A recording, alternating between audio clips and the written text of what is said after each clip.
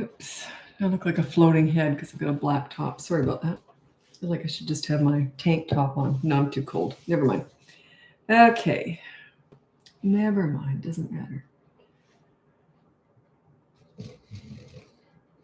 Okay.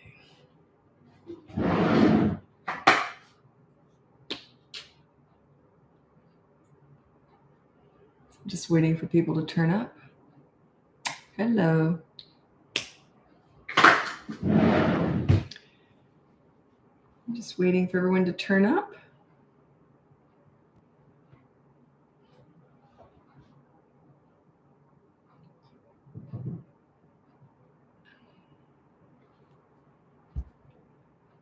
Okay. I'm sorry, I was just daydreaming. While we're waiting for people to turn up, I'd love to know where you're from. I'm here in Vancouver, Canada, and I've actually got my chat on YouTube. I was on here 2 days ago, and the chat on YouTube wasn't working, so I couldn't answer any questions there. It's working today, so that's good. I'm here in Vancouver, Canada. Sorry, my thing is a little bit wonky. I'm here in Vancouver, Canada. So where are you from?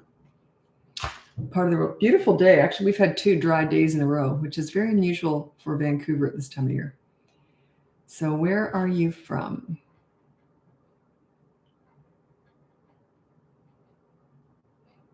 So I'm just looking at your names.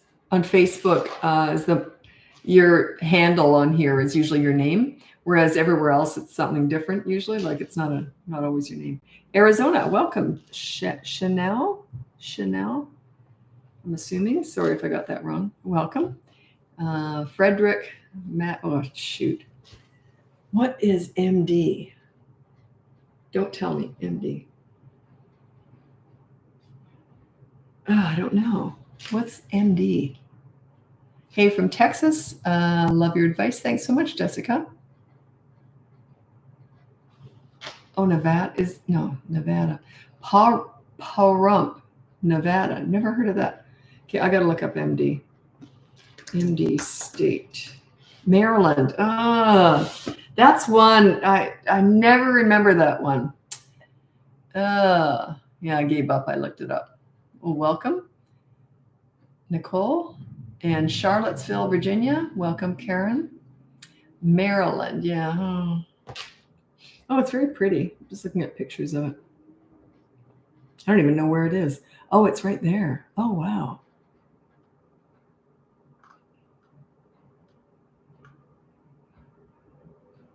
Oh, interesting.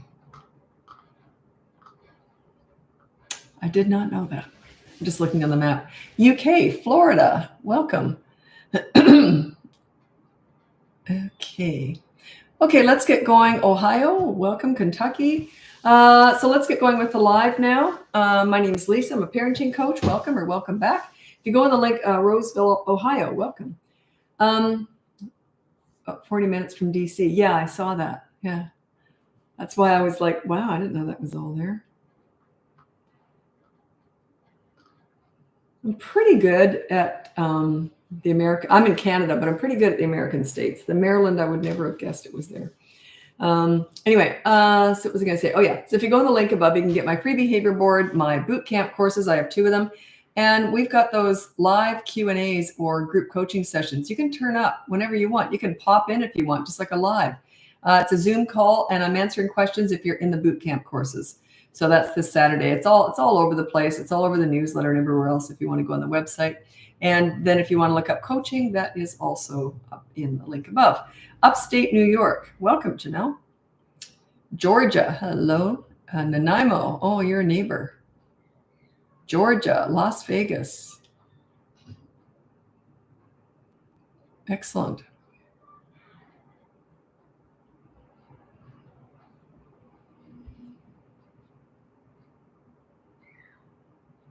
I don't quite understand that question, Kelsey.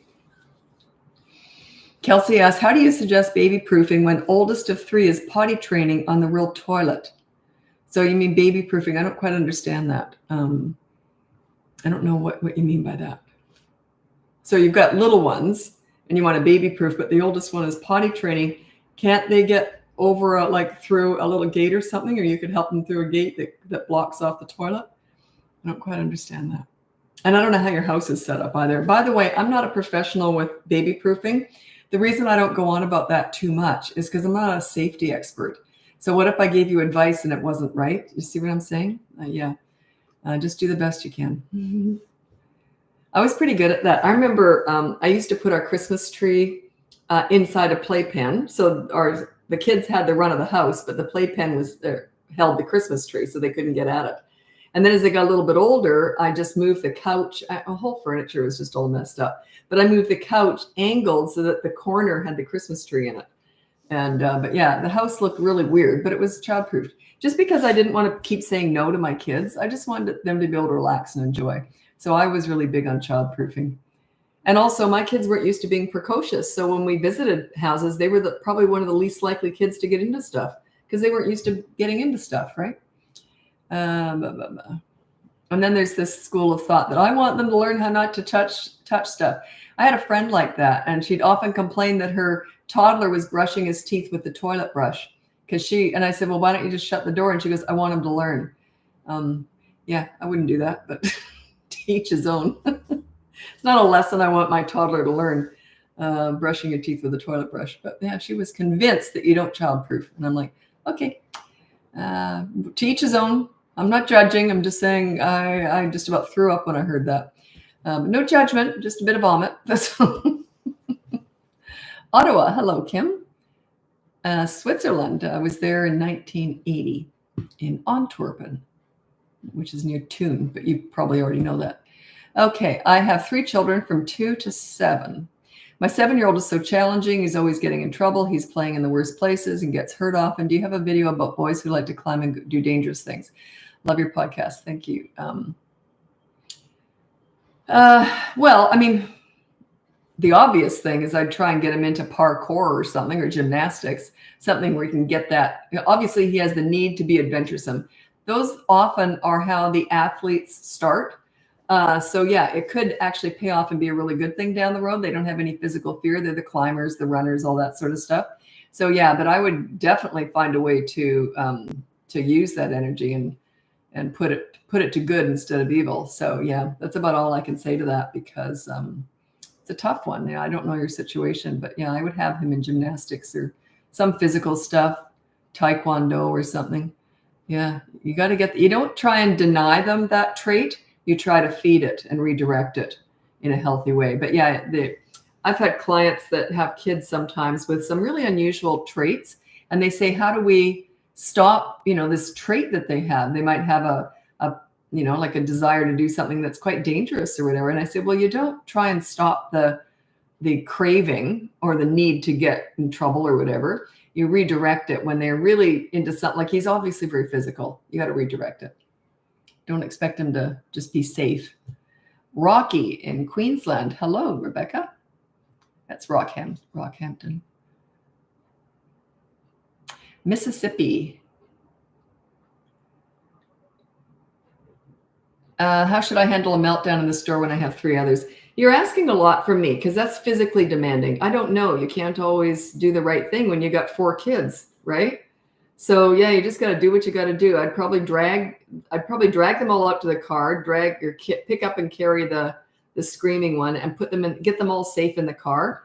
Because yeah, I'm kind of in an awkward position here, because you got 4 little kids and you want me to help you handle that when you're out in public. Yeah, I'd kind of secure them as fast as possible. Get them in the car, get the tantrumer in the car, and then let them have it out in the car, just so you know they're all safe.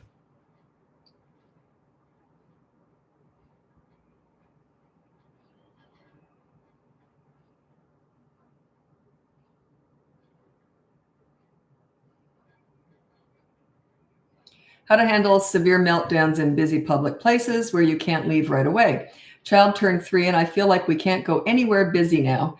Yeah, you can. You just got to be willing to go through the tantrum, because I'm assuming, now he just turned 3, he might not go this far, and he might not think it through, but he might be overstimulated if it's somewhere busy, a lot of action going on, a lot of stuff to touch that you have to say no to. So yeah, I would just let him drop and have a tantrum. If it's that busy and loud, no one else is going to notice anyway. They could just be tantruming at your feet and you're filing your nails, just waiting for it to end.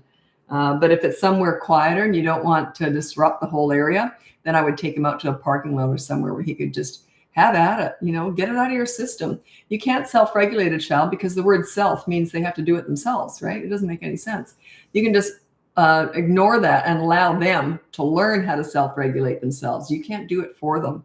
I know there's a lot of talk about that, how to help your child self-regulate. It doesn't make any sense at all. Yeah, you just ignore that, allow them to learn how to process the fact this is never going to work. This tantrum is never going to make me mad. It's never going to get you what you want. In other words, it's not going to work. They will eventually learn. You might still have them for a while. You're just decreasing the tantrum in intensity, frequency, and duration. And then eventually it'll disappear. Usually by 3.5, they outgrow tantrums, so long as you deal with it like this and just don't give it any power.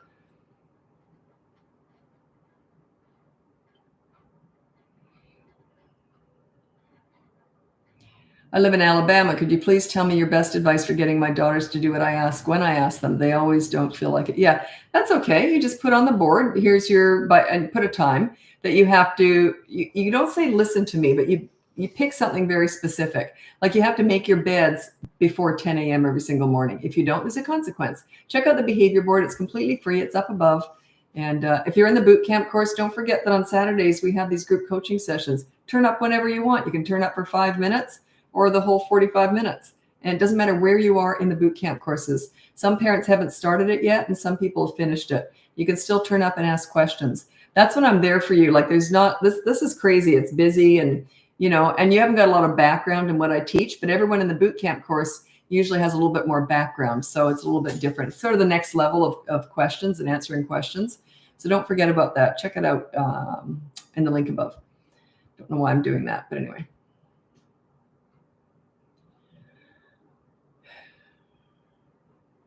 I had a client today. I'm sure they don't mind me mentioning this. They just did so good today. It was such a good session, and I get really emotional.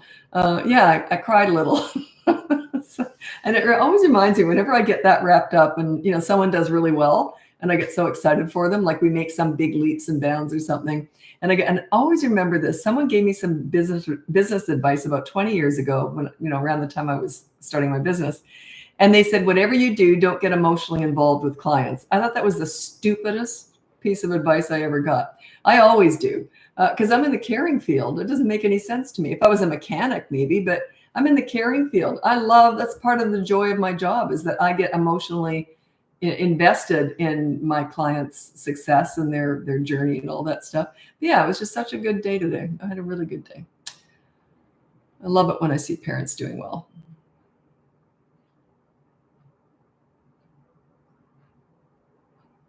Okay, this is Faith. You've been here before, Faith Chapman. I remember that name.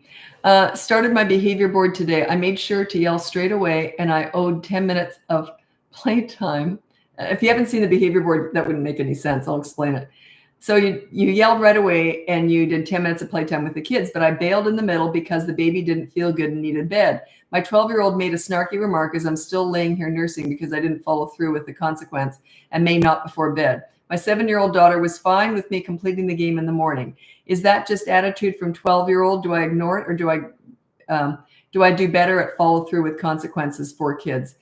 Before you leave, if you have to bail, say, I'm going to do it. I'm going to start all over again, so you'll get more time. We'll start it all over tomorrow. Okay, so say it right away. Don't even give her a chance. When she comes in snotty like that, say, I'm doing my best here. She's 12. I'm doing my best. And let that slide for now. Okay, you just started. Let that slide. We let attitudes slide.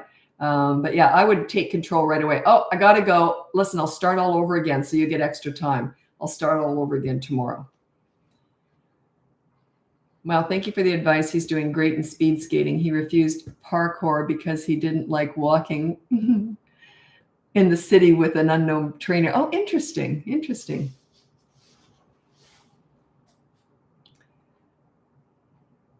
I've got a granddaughter, and I'm going to be starting to do some crazy videos for her. She's just a baby. But I'm going to start doing, one of them I decided I'm going to do parkour, and I'm going to jump around my apartment furniture. And it's just, I want her to see what a crazy grandmother she has. So I decided I'm going to do parkour, and I'll jump up on the furniture and everything.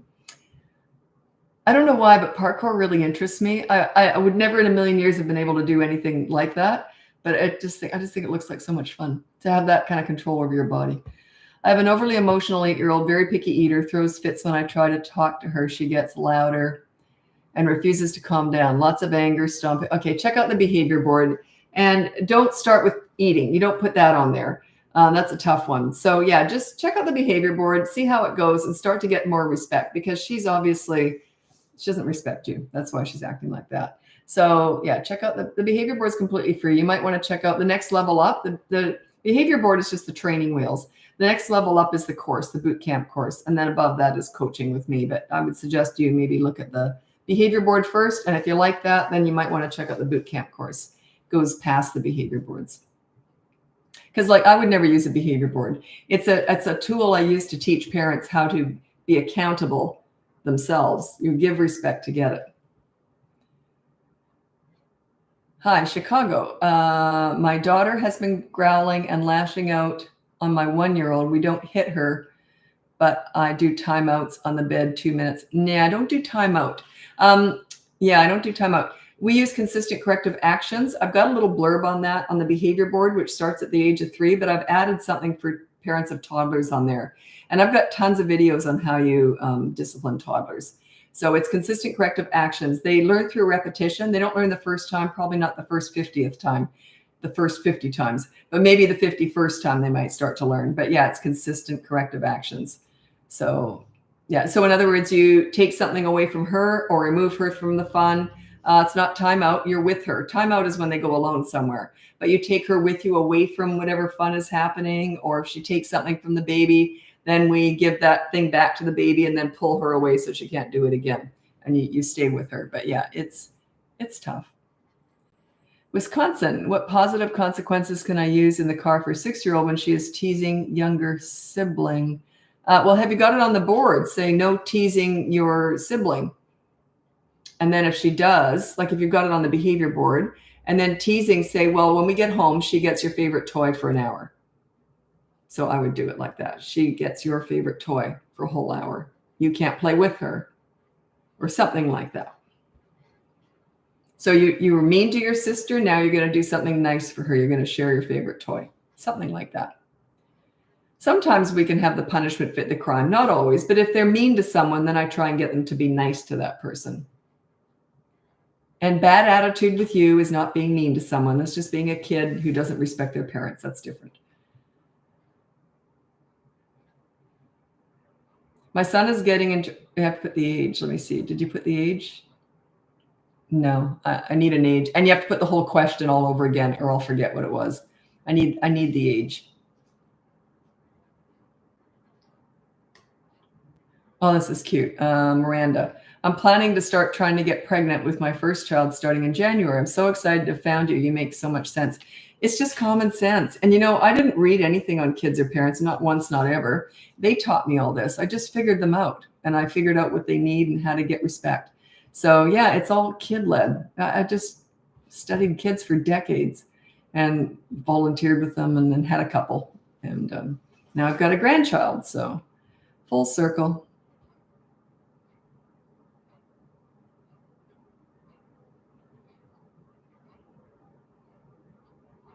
So I'm scrolling ahead to make sure you're still here when I answer your questions, because people come and go. Like, I'm often surprised. I may only have like maybe 50 or 100 people in a live at any given time. And then I'll look back at how many people were actually in the live. Sometimes there's like 1,000 or 2,000 in there. People get busy, they come and go. So that's why I like to scroll ahead to make sure you're still here. Do you ever donate or discount your time for private coaching for foster? No, I don't do that. No. And I don't really teach foster parenting. It's when you have full custody, I do that. No. And there's a whole bunch of stuff out there for foster kids. So yeah, a whole bunch of stuff out there. Lots of government funding for foster kids and people who take them in.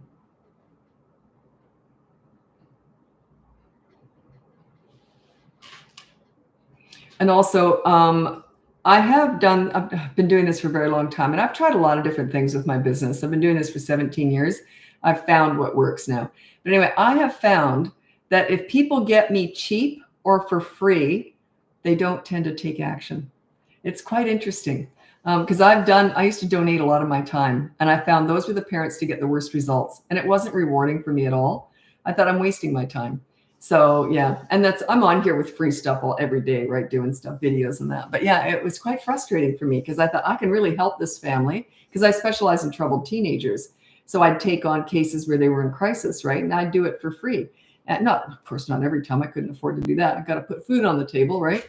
So, but yeah, and they were the parents who put the least amount of effort in. So I thought I'm wasting my time. Not to say that family wouldn't, but you know what I'm saying. Just isn't in my business model now. Oregon, hello, Oregon, Oregon. I can never say that right. I can say it fast, Oregon, but if I try and say it slowly, I can't. Somerset, England. Welcome. My 3-year-old son struggles at daycare with listening and at home. They want to give him stickers for when he has a good day, and he just says, well, I have stickers at home. I don't need stickers. What about the tantrums? I've been following your pitch. Okay, I don't do reward systems. It's great at school, by the way. Parenting and daycare, school, all that stuff, that's different. Parenting is different than that. That's a business. So reward charts work really well at schools in business. But at home, I would never ever use a reward chart, ever. Good behavior, I just expect that, right? That's just my expectation.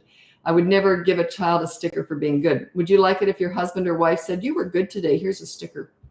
It's an insult. It's like saying you're normally rotten. If you should happen to be good, you'll get a gold star. You see how it's an insult? It's setting them up as if they're rotten.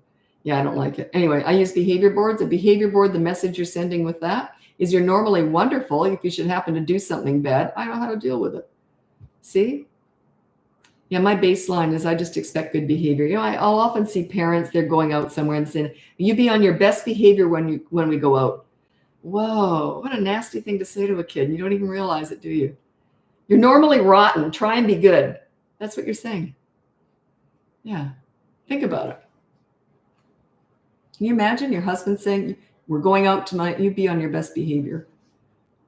Yeah, how would you react to that? It's the exact same thing. Just that children can't articulate the message that you're sending them. They don't know how to articulate that. They don't know how to deal with that.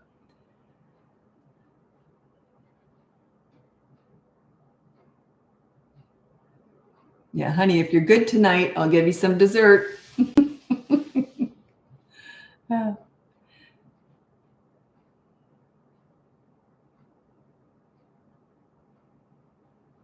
Oh, this would be coaching. You said this is Kara Matthews, 5-year-old boy. Okay, he's getting in trouble with excess energy all the time. I don't know what's going on with him. I would have to assess that. If the teachers are struggling and you really can't figure it out, you could try the boot camp course, but that's sort of next level. If the schools, and they're having a lot of problems with them. Yeah, I don't know. I would suggest coaching. I have a wait list, by the way, so I might not get in for a while. But also the boot camp course might be enough. All the kids I worked with, they were all ADHD, WXYZ. I call them alphabet kids. They were all challenging. And this stuff worked with all of them because leadership works with everything. Doesn't matter what's going on with them, with those diagnoses. If it's special needs like autism, that's a bit different. I only deal with that in coaching. Pennsylvania. Hello, Sherry from Pennsylvania. You've been here before, I think. Sherry Snyder. I remember that. Idaho. Hello, Haley. Okay. I bought these giant headphones today. I'm so impressionable. My son had them and I listened to them and they sounded great. So of course I went out and bought them. Cost a freaking fortune. And I hate spending money on myself. Oh, it was agony. But anyway, I'm wearing them to the gym tomorrow. I feel like that Princess Leia. No, that they're gigantic. It's funny. I'm so impressionable. Only people I like, though, like people in my life that I like. My son says, you should do that. I go do it. My daughter says, you should do that. I go do it. Like a toddler sometimes. Because I'm very much a follower in my personal life. I hate leading in I don't want to make any decisions in my personal life. I'm very much a follower in my personal life. Not with kids, though. It's different because they need a leader. Colorado Springs. Hello, Megan. And Georgia, Leslie. Hello. Fort Wayne, Indiana. Hello, Margaret. California, Patricia Lee Dennison. Okay, I'm going to read out some stuff that I just like to throw in the odd stuff in here because everyone wants to talk about discipline. That's not what I teach. I teach connection. We have to do some disciplining, but that's a tiny part of what I teach. It's connection, bonding, being friends with your kids. Bring out the best in them. The pool story is the best for that. That's that example of leadership parenting video. I think it's pinned here. I know it's pinned at the top of Instagram and TikTok, and it's called Example of Leadership Parenting. It's the pool story. It's actually in my boot camp course too. I just did a new video on that. We're actually updating all the courses. We're changing everything. It should be done soon. I think we're finished everything. I just have to review it all. My daughter does all that stuff. Anyway, the pool story is all about what I teach. It's about bringing out the best in your kids. Not always dealing with you deal with bad behavior, then your focus all goes into the good kid and connecting and bonding with your kids. Where you put your energy, where you put your focus is what grows. Okay. Kids' love language is not being told what they should be doing. It's not being lectured. It's not giving them advice. Their love language is fun. That is their love language. That's how you connect with kids, through fun. Too many parents over-explain everything. And you know what you should be doing? They're always trying to teach their kids a lesson. They're tuning you out. They're not listening. That doesn't get you respect or anything. I've been trying to find your course. It's in the link above. All my stuff's there. It's BratBusters.com. Make sure it's BratBusters.com. There's a whole, because I've got a big following now, and there's a bunch of freaks out there pretending to be me, and they have websites very close to mine, or they have. I think that some of them have been shut down now, but anyway. So yeah, be careful. Don't let them take your money, because lots of parents have told me that they spent all this money on a phony me. And yeah, BratBusters.com is me. This is me. I'm me here now talking. And I invented all this stuff. If anyone else is teaching this, it's a great compliment to me. But yeah, I invented all this. It's all my own experience. A whole bunch of people out there are copying my videos and word for word. It's a compliment. Okay.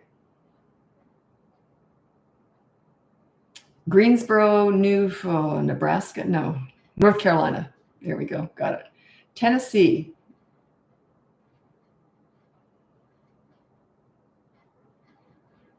Okay, I'm going to tell you this right now. You have a 3-year-old and one due in December. I just was going through all my comments in Instagram and answering the comments. It's how do you introduce a new baby to a toddler? 3 years old is a child to me. It's a preschooler to me. Toddler is under 3, but still they can't grasp it. They can't. It's too much. And never leave them alone with that baby. Even though they may love the baby and seem all sweet and lovely, they might, for some reason, just throw a toy in there because the baby cries or something. You never trust them. Just give it some time. Some kids don't care about the baby at all. Others love the baby and are great with the baby, and others want to get rid of them. And they can be psychotic. They can be Jekyll and Hyde. Great with the baby one day, lousy the next day. You can't always predict that. So don't expect to be able to explain what's going to happen. It's a shock. It's like, could anyone really have explained what it was like for you to bring your first child home? No, it's impossible. The sleepless nights. I had a lot of experience with kids, but I had never gone, night after night after night of getting up and feeding a baby before. So that was hard to adjust to. So think of it that way. You have to live it to really get it.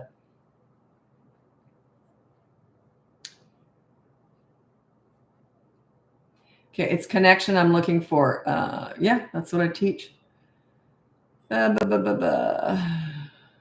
Oh, that's very sweet. Yeah, if you're really, really, really struggling, that would be coaching. But a lot of parents still get great results with the just the boot camp course. That's your call. A lot of people have bought both because they'll hire me for coaching and then buy the course for reference material, or they'll buy the course and then realized they want the personal stuff, the one-on-one. So it's up to you, or you can just get the free behavior board, or you can just keep turning up to lives. I'm just here to hopefully encourage you to take charge and be a leader. Take charge of your own emotions. Don't let them lead you. You lead them. In other words, they can lead the play, but you're leading all the other stuff. So make sure that they're not controlling your emotions when you're disciplining. Okay, just stay calm.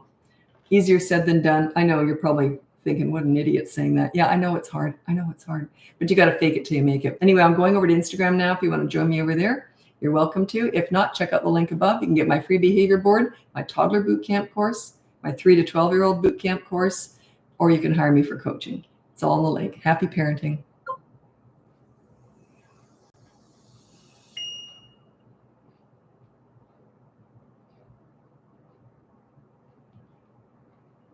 I forgot what I was doing for a second. I was just daydreaming.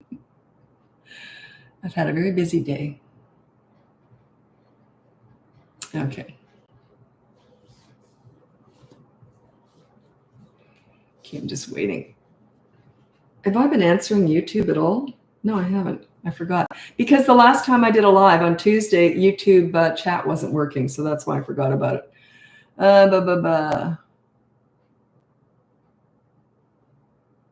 Janelle, what can I do about my 4-year-old hitting her classmates unprovoked at preschool? We discussed it and give it a consequence once home, but this behavior continues about once a week. What are we missing? You can go to the next level with that, Janelle. You can get your child's favorite toy and let that victim play with it. Take it home and play with it for a whole weekend. Ooh. But don't shame. You never shame your child. Okay, sure, she's doing something mean, but don't shame her. Just say, you hurt her feelings. She was upset. So we want to be nice to her now. So you give her your favorite toy for a whole weekend. And yeah, see how that goes over.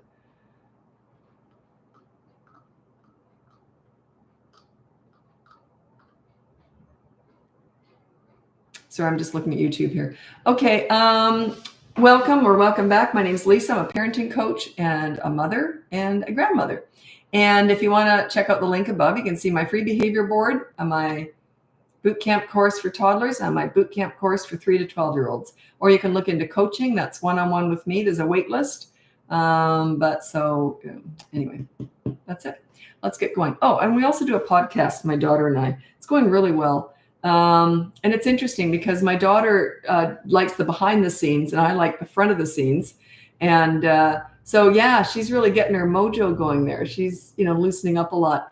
My daughter is very conservative. She's cautious with her. She always says the right thing, basically. I never do. I have no filter. I have loose lips. I just say whatever's on my mind. And we're very different that way. We have a lot in common. But yeah, we're very different personality styles. So it's really fun doing this podcast with her. We're best friends, daughter, and business partners. So it's great. She does all my marketing, all my social media, and all my business planning. So yeah, she's terrific. Typical mother, eh? Okay, my almost 3-year-old will cry. Wait a minute. 3-year-old with cry, repeat whenever he wants something, or if I take something away, if he's hit, he'll whine and persistently gets it. Well, there, you already answered your question. He knows if he does it, he'll get it. There's no way I would let him get what he's screaming for. He could go on for hours. He would never get what he was screaming for. Never. Because you just said he controls you. He'll whine and persist until he gets it. So you give in. That's why he does it. Because it works. It works. So make sure it doesn't work. Make sure bad behavior doesn't work.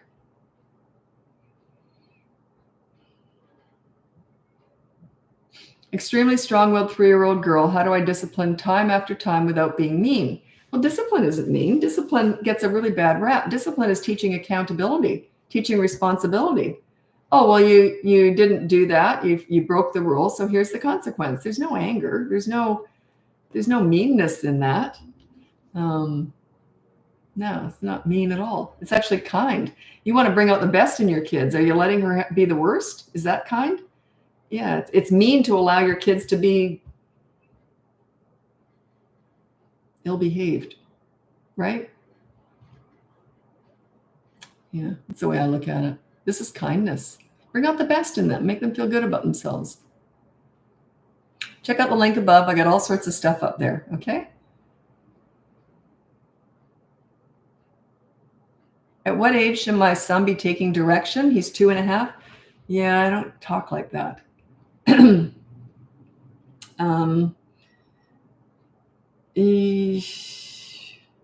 don't talk like that. So it's like, what age should they start taking orders? Yeah, I don't talk like that.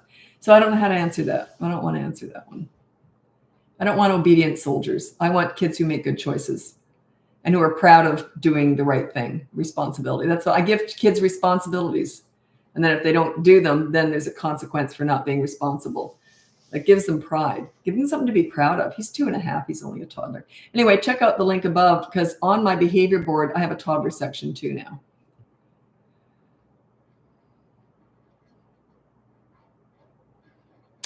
You help me as a parent for a 3-year-old and a toddler. I'm also a teacher for 3-year-olds, and I've been implementing some of your tips in my class as well. I want to make it very clear, and thanks for your support. I want to make it very clear they're very different roles, teaching and parenting, because one is personal, one's business. And I only teach parenting, but a lot of stuff does cross over, but a lot doesn't. Like one thing that really does not cross over well is a reward chart. It works beautifully in a classroom. Total disaster at home. A reward chart at home is saying you're normally rotten, but if you should happen to be good, you'll get a reward. You see, it's sending the wrong message. My baseline is good behavior. I just expect kids to be good. And if they're not, I follow through with the consequence. No anger, just that was your choice. So now you can clean a window or help me with dinner or whatever, help me with the laundry. So yeah, but a huge portion of my clients are teachers. Actually, I don't have a lot right now. It's usually, but I would say about 30 to 40% of my clients are teachers, principals, and child psychologists. I don't have a lot of teachers right now. It goes, oh, maybe they're really busy at school. Maybe that could be it too. It seems to happen more maybe at the end of the year. They got more free. I don't know what it is. Anyway, so yeah, and I couldn't teach. I wouldn't have a clue how to teach.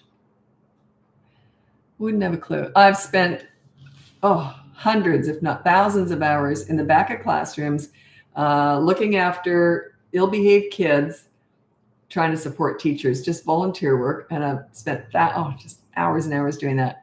And you know what? I always came out of that thinking, thank God I'm not a teacher. That's not how you do it. I do not know how you do it. It's so difficult. I couldn't imagine managing 30 kids. God, a delinquent teenager, piece of cake. 30 kids, I wouldn't have a clue. I don't do group stuff. I mother kids, like one-on-one. So, or 1-on-4, however many kids you got. But yeah, teachers are just my heroes. I don't know how you do it. I remember once there was this teacher who did something kind of out of anger, kind of inappropriate. It wasn't a big deal. They didn't hit a kid or anything. But they threw something. They got mad and they threw something. And I was there. She forgot I was there. And yeah. So, and I saw it. And as soon as I saw it, we got eye contact and I went like this. Ooh, like I see nothing. I would have thrown the kid out the door, let alone whatever else she threw. I think it was whatever the kid had in his hand, she threw it out the door. It was hilarious. But it was just, I let her know. I don't care what, no, I didn't see anything. I see nothing. Oh my God, it would take so much patience to be a teacher.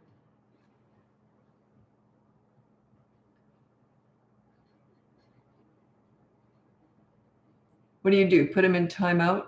I don't know. I don't know what the first part of your question is. Because I lose track. I can't keep track of who's asked what. But I don't believe in timeout. I can't stand it, so I don't do timeout. Check out the behavior board above. It has 3 and above. It's the behavior board, and then I have a toddler section on there. What do you do under 3? So it's just a free thing you can check into. What activity? Oh God, you're gonna hate me. Oh, you're gonna hate me, and I'm gonna go off on a rant. I can feel it coming. This is from Rocky Road Inc. What activities can I try that makes following directions fun? Do not be a pleaser parent. You want to teach children that not everything is supposed to be fun. You're trying to please them too much. You're making them entitled. Well, I'm not going to do that job because that's not fun. You see what you're doing? I taught my kids there are some things that are not fun. You got to do them anyway. Do not be a pleaser parent style. You're in the wrong place. I would never do that. Never. I want kids to learn how to do the hard stuff because that's life. You're going to raise self-entitled snowflakes with mental health issues. I don't want to do that because it's not fun. But that's your job. That's what you're being paid for. I mean, it's not fun. See where I'm going with that? Teach them how to do the hard stuff. Don't try and make everything fun. That's pleaser parent style. It's so not what I teach.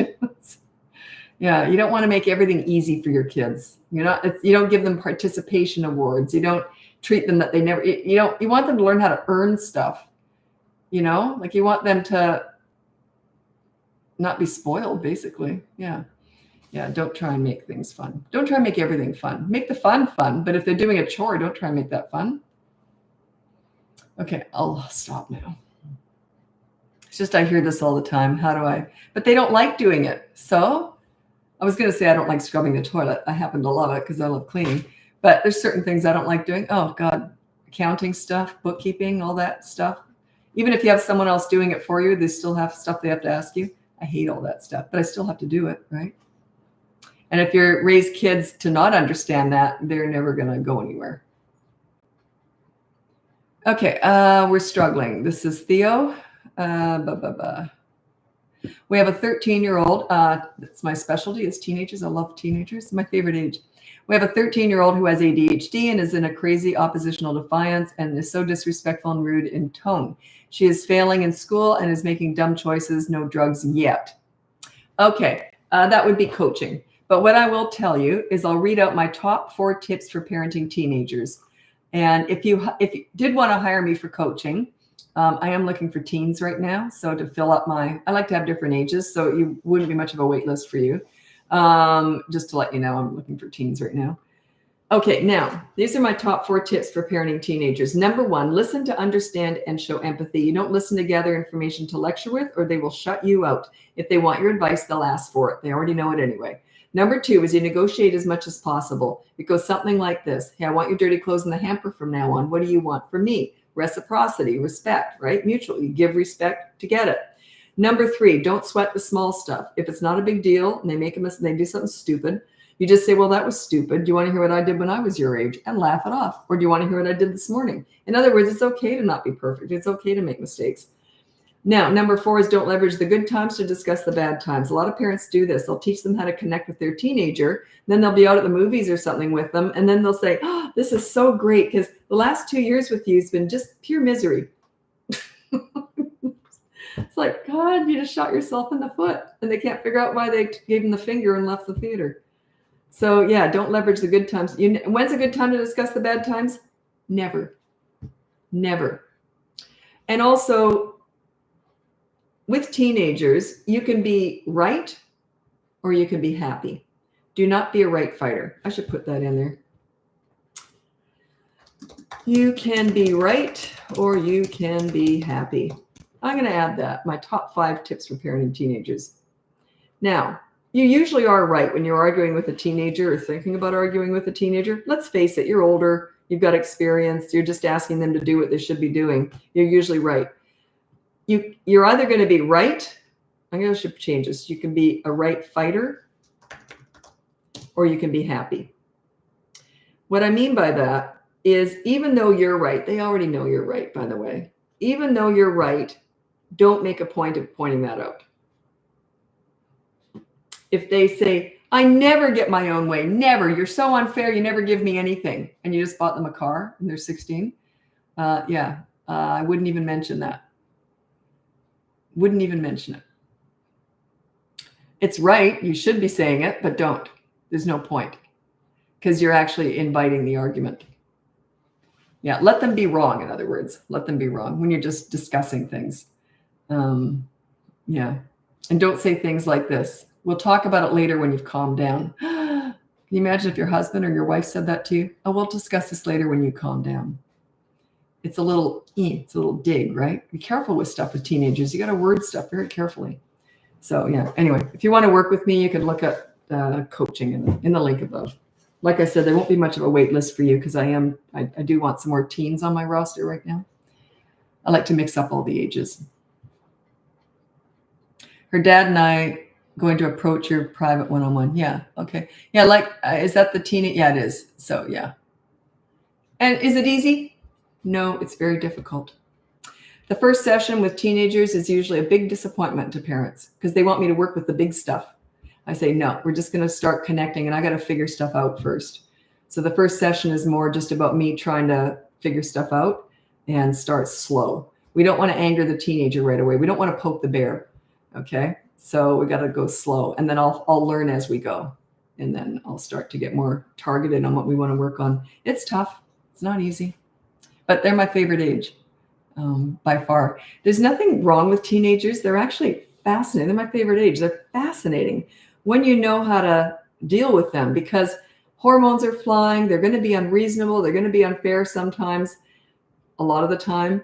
But they'll never be rude or really disrespectful toward you when you know how to talk to them, when you know how not to poke the bear. Does that mean you let them get away with stuff? Oh gosh, no. No. You let them get away with small stuff to a certain point. You got to let some stuff go. You can't micromanage a teenager. Okay.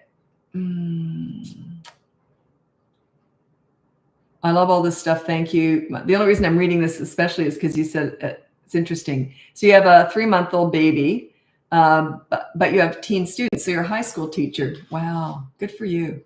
You know, I've been hired by a lot of teachers, principals, child psychologists. I've never been hired by a youth worker. Youth workers specialize in teen problems, teenagers. And that's the PhD in all this. If you can get respect with teenagers, you don't need my help. Because there's a lot of compromise, a lot of listening, a lot of not giving advice, a lot of just listening. And yeah, it's often a one-way street. And then parents will say, but it's not fair. And I go, yeah, what's your point? Parenting isn't always fair. And then I say, you know, when your payback is, if you've got a really snotty teenager, your payback is like 20, 30 years from now. When they've got a teenager, you get to sit back and watch the show. And then they complain to you and you go, oh, that's a shame. I know it's a slow burn. It's a long wait, but there you go. Just want to say your tips for whining totally work. Perfect. Night and day change almost immediately with my 5-year-old, Mrs. Amy Wong. Excellent. Yeah, that's the whining system I talk about. You know, I just give you advice and tell you what to do. You're the ones who do the work. So pat yourself on the back. Good for you.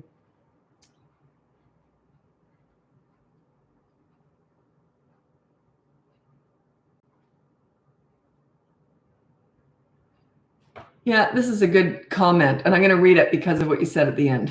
My 23-month-old is saying mine and throwing so many tantrums. How do you deal with tantrums for this age? I try to ignore, but sometimes it's intense. Right? You ignore. The more intense, the more you got to ignore. You're just filing your nails. As soon as they're done and they've calmed down, oh, you want to go read a book? See, you ignore the crazy and reward the calm. A tantrum is not an emotionally traumatizing event for a child. It is for you, but it isn't for them. It's a loss of emotional control at not getting their own way. You do not need to validate anything around that. Nothing. Never discuss a tantrum before, during, or after. There is no point whatsoever. You are giving it more weight and more power.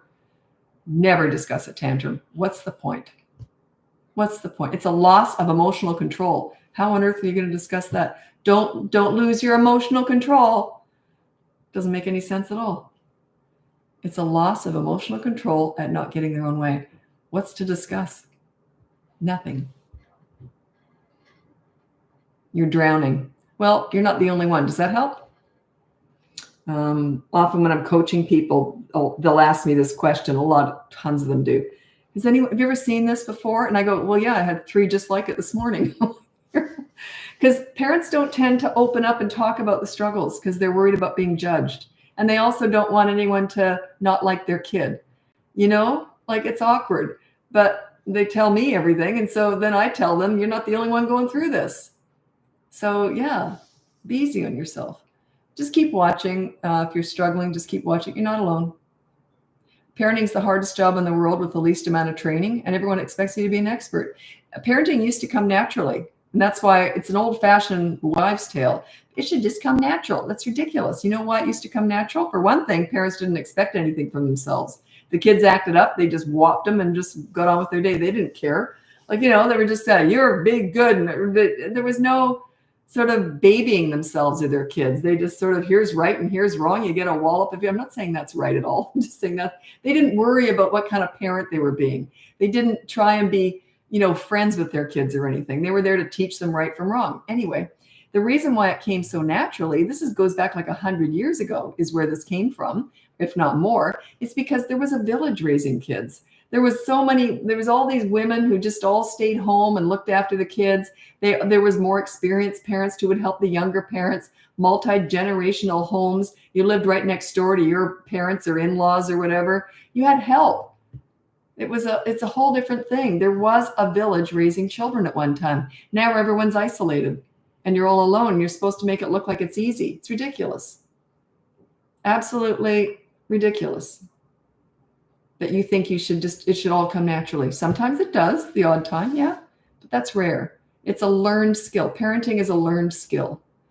The only reason it did come easy to me, only because I had so much experience with kids. And I wasn't a teacher or anything, but I was mothering all the kids I worked with. I started volunteering in daycare centers when I was 11 years old and babysitting like crazy. So yeah, and I was always good at getting respect. So I had a lot of experience. But still, I had no experience getting up night after night after night with a newborn. That was what I found hard, was the sleeplessness. Because I wasn't good at taking naps. I am now, but I wasn't good at taking naps back in the day. As soon as he'd go down for a sleep during the day, I'd run around doing all my chores. What I should have done was taken a nap. But that's what I always recommend you do, but I didn't do it. And so, yeah, I was pretty tired. And then my husband came home. I remember this one night. He comes home, and the cleaning was always done because I love cleaning. So that was always done. But he came home. There was no dinner. And I was still in my house coat, and I had spit up all over me. I said, here, you take him. I just have to have a shower. I remember that. I was just so exhausted. So yeah, it's hard work. Parenting is hard work. I feel very lucky. My son has a baby, and she's 10 months old now. And you always worry about the mom. Like, is she going to be okay? Because it's draining. You're breastfeeding, and you're the only one who can do it, right? So I know that she just is a natural. She just leaned into it, and she's just doing a great job. So I feel very lucky that she luckily just leaned into it. She didn't have any postpartum or anything. So, but yeah, she's a natural.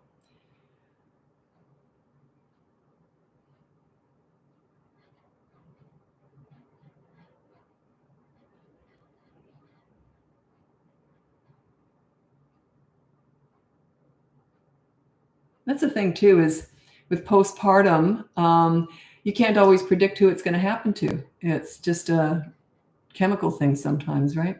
So yeah, but a lot of moms feel like they've let themselves and their babies down.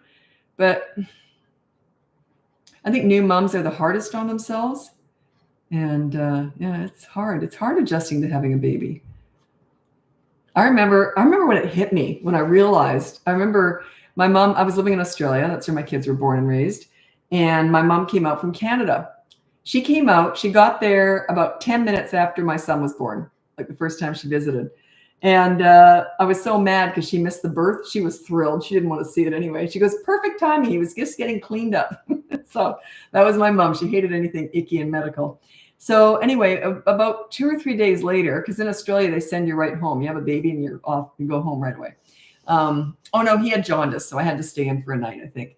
Anyway, and postpartum, evidently they do that because postpartum is more likely to occur in mothers who were coddled in a hospital or in a birthing center right after having the baby, because they get used to being spoiled and being able to hand the baby over to the nurse, right? So when they go home, it's a massive shock.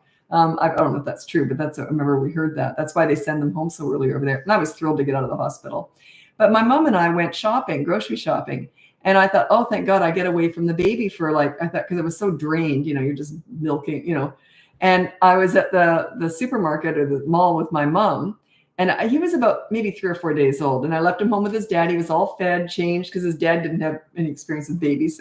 First time he held him, he was like this. So, but he was a good dad. But anyway, so he was home with him, and we were just going to be gone for an hour. And I stopped dead in my tracks in the middle of the mall. And my mom said, what's wrong? And I said, oh, I get it.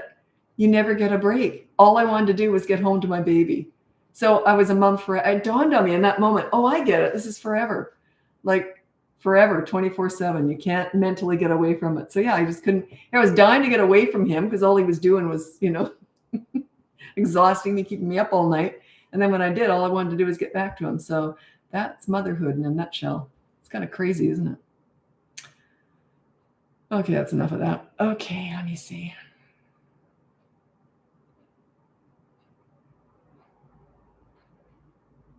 Oh, now you're asking me how you give in to other people's opinions. This is Life with Stevie. What if people are around, like visitors? I feel obligated to give him time out. What do you care what anyone else thinks? Yeah, don't worry about that. I could have cared less what anyone else thought. You do what you know is right. And if they judge you, just say, silly me. Yeah. That's why no one ever judged me, because I just would have gone, silly me. Like, you can't bully me. Yeah, I don't care what anyone else thinks. My relationship with my child and doing the right thing is far more important than what anyone thinks about me. I could care less. Okay, granted, I had a lot of confidence with kids, but still, I could care less. That's my kid is way more important than your opinion of my parenting. See what I mean? So yeah, you can take him out in the car, say, we're just going to finish this off in the car. So you would take him out in the car and just put him in the car seat potentially. So he's strapped in, and then you can just stand there filing your nails, waiting for the tantrum to end. So you can remove him, but yeah, don't give in. Don't give in because of peer pressure or feelings of being judged. Don't worry about it. That's easy enough for me to say, I know, but there you go. You will never get away from it. Yeah, my kids are like 35 and 30 now. And still to this day, and my daughter and I, we see each other every day because we work together and that, and we live nearby. Still, if we're crossing the road, I often go like this, put my arm out for safety. She's 30. You're always a mom. Always.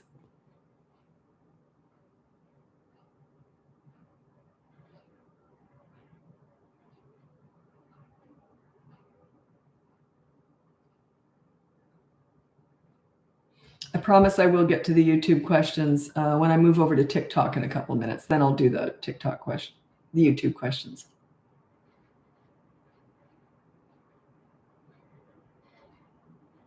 I need to know the age. I can't answer. And don't just put the age now. You have to put the whole question plus the age, or else I won't remember the question. Because I don't go back. I just go forward here. Okay. 3.5-year-old is an angel at preschool, absolute terror at home. That's good. That means he knows how to be good. Okay. It just means he doesn't want to do it for you. And also, there's a lot of peer pressure at school. There's a few different reasons for that. The teacher might just be a leader. He might be pushing you around. That's usually what it is the teacher can't be pushed around and you can. Are you a leader or are you a pleaser? Just kind of give in just because it's easier. So yeah, teachers don't do that. So I'm assuming the teacher's a leader and you're not. You're a pleaser. So check out the boot camp course for 3 to 12-year-olds. Might be a good fit.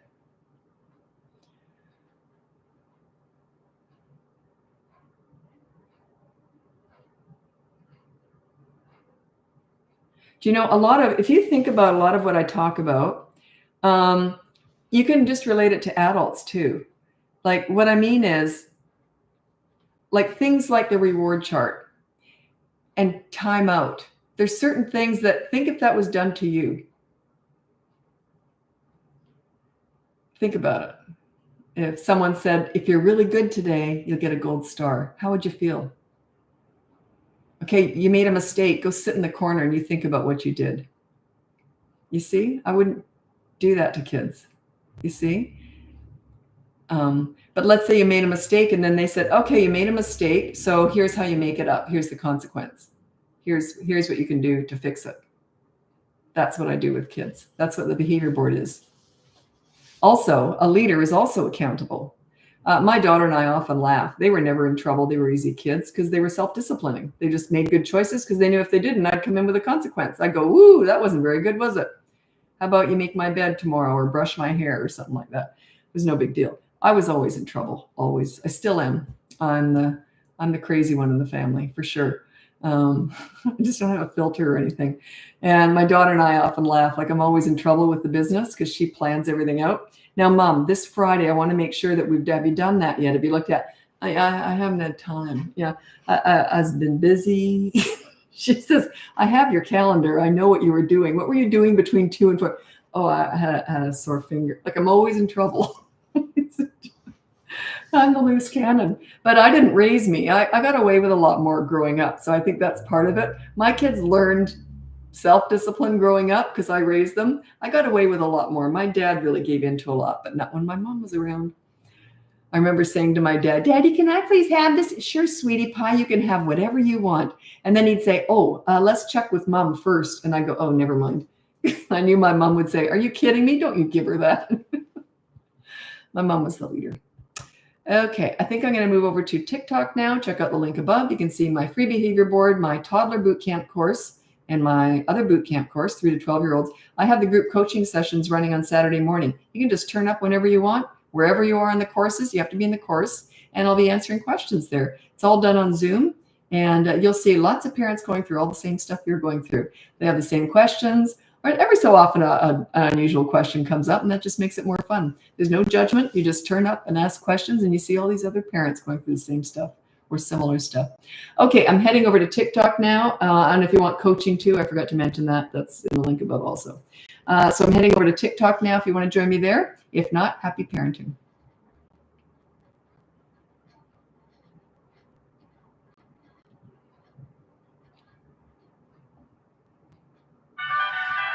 Not my fault. TikTok just starts ads right away now. Not my fault. Not my fault. I didn't do it. Come on. There we go. Okay, TikTok.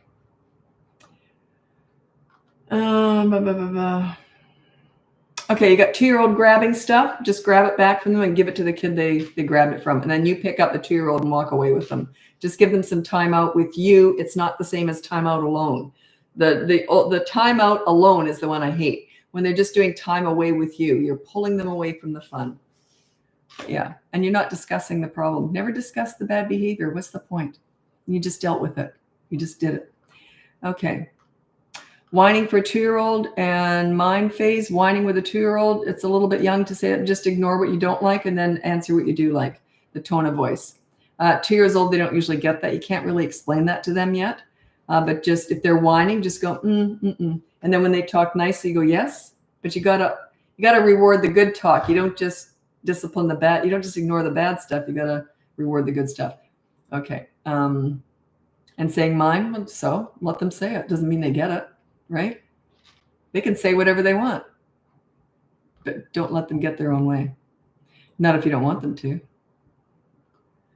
On YouTube here, a lot of people retract their messages. I always wonder, what did they write that they felt they had to take away, that they had to retract? They can't do that anywhere. Or I guess they can do it here too. I don't know, but it happens on YouTube. What should I say when my 8-year-old says, "You're so stupid"? Happened to me once. I just ignore it. Should I say, "You're so stupid"? I would say, if you call me stupid, that's actually name calling. So I don't discipline attitude or even discuss it. But I do talk about bad words and name calling. I would say when you call someone stupid, that's name calling. So on the behavior board, I'm going to put down no bad words or no name calling. Okay. And then if you do, there's a consequence. That's how you deal with that. Just calm as anything. It's knee-jerk, there's a reaction. You do something naughty, there's a reaction, right? Okay. Welcome to my live. I'm on TikTok now. If you want to check out the link above, you can see my free behavior board, my boot camp courses. I have one for toddlers and one for 3 to 12-year-olds. I've got my group coaching sessions, which are free with the course right now. It's just a 6-week program we're running through. Just turn up and ask whatever you want, okay? If you're in the course, you might have not started it, you might be finished it. But there's lots of parents in there asking questions and probably the same questions you've got. So anyway, you can check that out, or you can look into private coaching one-on-one with me.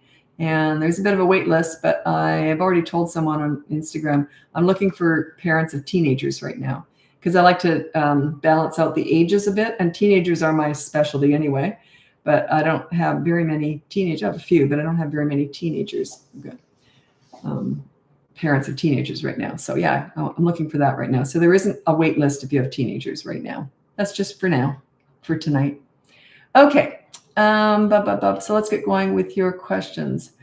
Can you talk a bit about respect? Yeah, respect is when you bring out the best in someone, you give them what you give respect before you get it. In other words, with my kids, if I messed up, I was in trouble. Always. They loved it when I messed up. If I promised to do, like, let's say I said, oh, I'm going to make muffins tonight, and then I forgot. My kids would say, Mom, last night you said you're going to make muffins. I said, yeah, I forgot. And then I'd go the extra mile and I'd say, okay, I promised tonight I'm going to make muffins. I give you my word. I promise. They would not say another word about it because they knew I'd forget. I hate cooking. So they knew I'd forget, right? So they wouldn't even mention it. They'd just go about the day and they'd go to bed. And the next morning they'd wake up happy as anything. They'd come in the kitchen together. And he was the talker. He was older and she would back him up. So they'd come in the kitchen all smiles and I go, oh, shoot, what did I do? And my son would say, remember last night you promised you were going to make muffins? I don't see no muffins. And I said, oh, shoot, what do you want? And they'd say, we'd love to go to the water slide park after school today. And I'd say, fine, I'll get your suits all ready. But yeah, I was always in trouble. That's respect. You give it to get it. Show them how it's done. Set an example. That's what a leader does. I don't teach authority or dictatorship. That's the old-fashioned way. And I certainly don't teach. That's better than pleaser parent style, which is out right now. Really trendy right now to make everything easy for your kids. Participation awards, stupidest thing in the world. Well, probably not the stupidest thing in the world, but one of them. In other words, they're just entitled. They don't have to earn anything. Self-entitled snowflakes with mental health issues. Actually, the funny thing is the parents who follow that method are the most likely to yell and lose it because it's not working. You don't get any respect. It's a total disaster. I saw that coming about 40 years ago. I thought, oh, are you kidding me? These kids are going to be lost. Yeah, there's a lot of entitlement out there right now, and I saw it coming.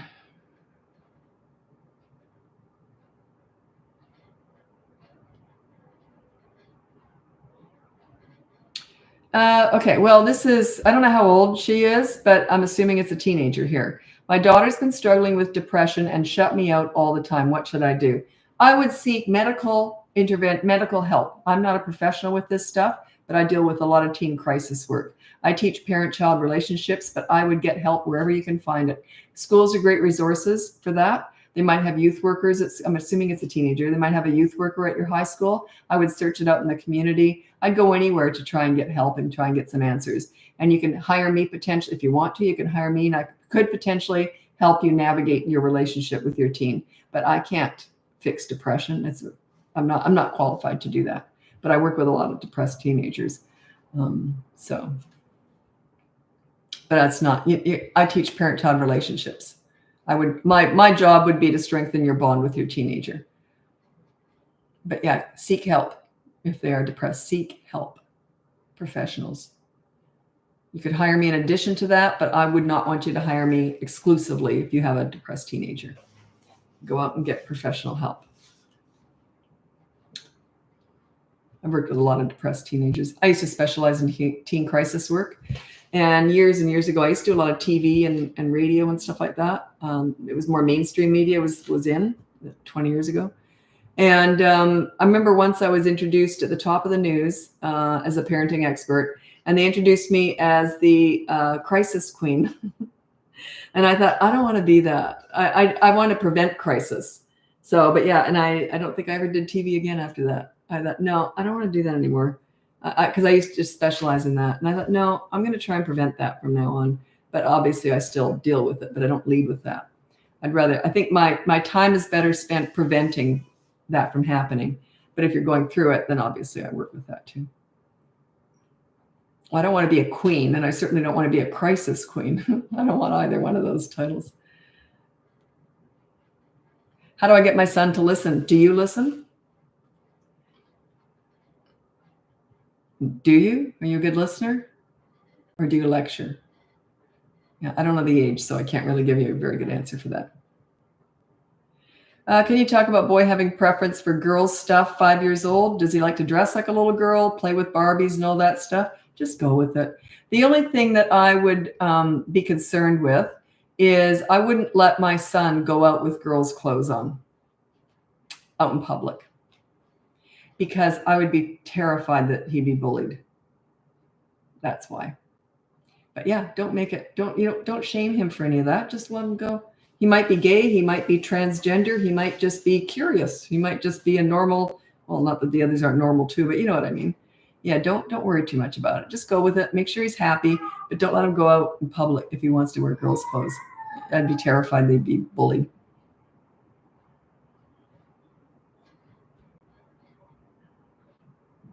I've had a lot of same-sex parents over the years, and it's quite interesting how it depends on what area they're into. But usually when they're same-sex parents, they say a lot of them have told me that they move to areas that are progressive so that the kid doesn't get bullied.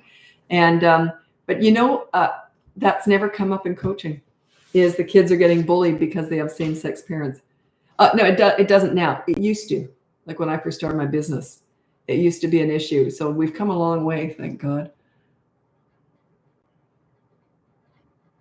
I always say if you're judge or bully someone for not being like you, you got to look in the mirror, like, what the heck's wrong with you? So yeah, you ain't perfect. All that judgment stuff.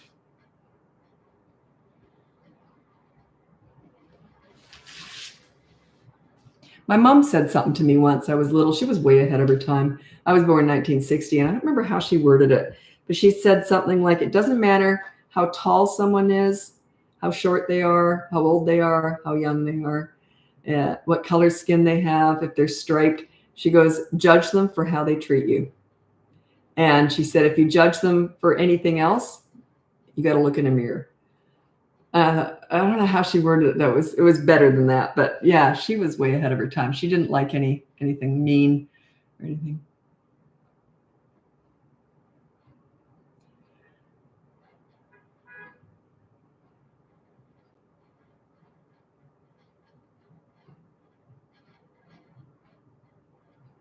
Can consistent corrective action backfire because my 2-year-old is taking toys away from friends because we take his toys for misbehaving? If you do it really quickly, and you say no when you do it, he understands that. He's going to try that out on other kids, but then you go right back and correct him and give that toy back to the other kid. He's trying to mimic you, but he's going to have to learn that that's not possible. And unless he wants to start paying the bills, scrubbing the toilet, he's not you. You have more responsibility. You're the adult. You're in charge. So yeah, he's just trying to use that. And but he's little. He's just giving it a go. So yeah, just make sure you're in there like a dirty shirt showing him no, and give that back. He'll learn. How to build confidence in a 5-year-old. Do you want high self-esteem or confidence? They're different. I always go for high self-esteem, and then confidence often follows. But confidence doesn't always lead to high self-esteem. They're quite different. Anyway, so yeah, you want kids who feel good about themselves, basically. Well, then bring out the best in them by being a leader. A leader brings out the best in kids, and they are proud of who they are. They like themselves. And yeah. So yeah, just bring out the best. And that's all I teach. I teach leadership. You ever had a mentor or like a teacher or coach, someone that you really look up to? Didn't they make you feel good about yourself? That's what I teach. So kids who have a leader as a parent tend to have high self-esteem. And you may ask, what's the difference between confidence and self-esteem? A lot of kids with low self-esteem can get up and on a stage and do theater. That's confidence, but they might have really low self-esteem. But a person with really high self-esteem may not be able to get up on stage. They might have stage fright. See, they're different. Confidence, they can throw themselves out there. Self-esteem, they might not, but they really like themselves. They feel good about themselves. And that's what I aim for, is to feel good about themselves. I also want to give my kids confidence. I threw them out there all the time. I remember my daughter started dance. She was such a Velcro kid. She just wanted to be with me all the time. And she was 3 years old, and I put her in dance. Big mistake. She ended up dancing for 8 years competitively. It cost us a fortune. But anyway, I thought, dance, what a great idea. Anyway, so I put her in dance, and she was all sad because she was out away from mom with all this new woman and these new little kids, and she was only 3. And she wasn't a crier at all. She was an easy kid. But she kept looking at me all sad like that. And this is what she saw. When she looked at me, this is what she saw. And then she'd go like this and then dance, because there's no way I was going to look. I did kind of feel sorry. It was cute, by the way, but I didn't want to show that. But I pushed them to get themselves out there. You got to get out there in the world, right? You got to push them out there in the world. Get them used to meeting new people and doing new things. But yeah, she didn't get much sympathy from me. It got to the point she didn't even want to look at me, because I was just like, yeah. You keep dancing, kid. You're all right. She survived. But if I'd looked sympathetic, she would have run crying to me, you see. I was trying to toughen her up a little bit. She was fine. Did your kids always do their homework? Oh, yes, absolutely. They always went to bed. They always just followed the rules, because they knew if they didn't, there'd be a consequence. So I have no memory ever of ever telling my kids to do their homework or go to bed, anything. I have no memory of that, because they knew if they didn't just do what they needed to do, there'd be no PlayStation. No, they got to do what you got to do, right? So yeah, they just learned at a really young age. They didn't even think about it. They didn't do stuff because they were afraid of getting in trouble. They did stuff because they knew they needed to do what they needed to do before they could do what they wanted to do. They learned to earn the fun. A lot of adults could learn this. You got to do what you need to do before you can do what you want to do. So do you get stuff done that you need to do before you just relax and have fun? I don't always do that, by the way. But yeah. See, I never told them what to do. My daughter and I often talk about that, why it was like that. But she said she never saw it as an option. She just knew, and there was no fear. Like, it was just, she just said, well, I knew I had to do my homework, so I just did it. There was no thinking if I could get away with it or not, like, because I would have found out, So yeah,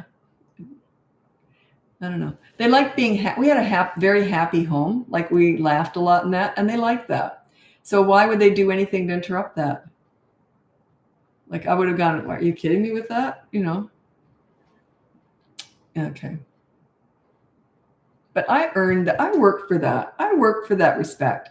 You got to earn this stuff. A lot of parents just think it just comes naturally. I earned it. I worked for it. And when I was working with kids, mentoring them or whatever in classrooms, teenagers, kids, whatever, I earned their respect. It wasn't handed to me when I walked in the door. Believe me, it was not handed to me.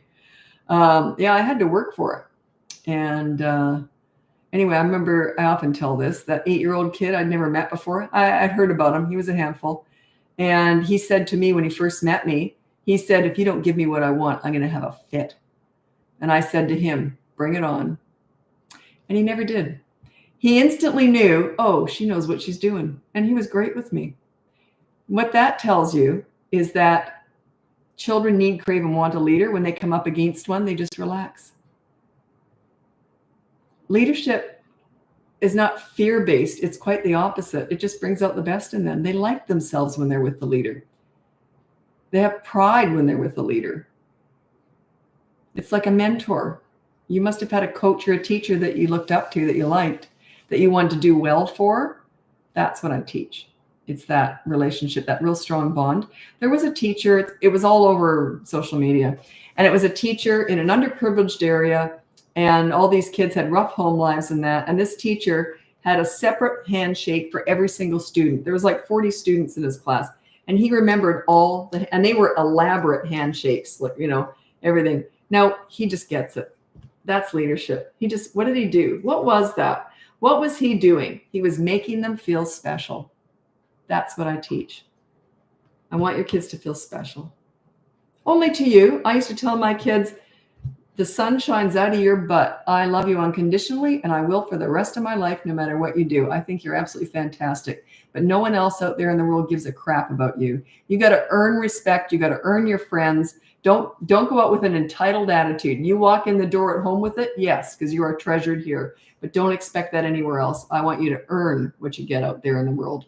That's why I never like to hand things over to them. I made sure our home life was they were happy kids and all that. But when I sent them out there in the world, I wanted them to earn what they got. I taught them that. I said, you got to earn friends. You got to earn, you got to work for it. Don't be entitled.